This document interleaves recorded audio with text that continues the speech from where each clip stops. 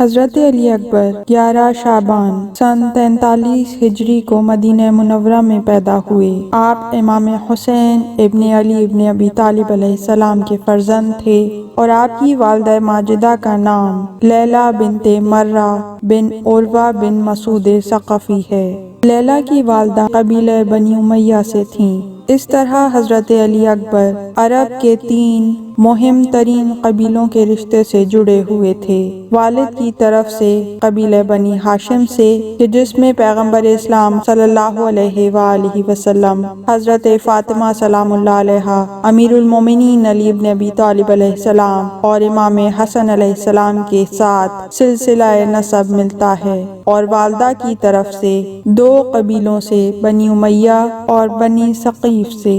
इसी वजह से मदीने के ताइफों में सबकी नज़र में आप खासे मुहतरम जाने जाते थे।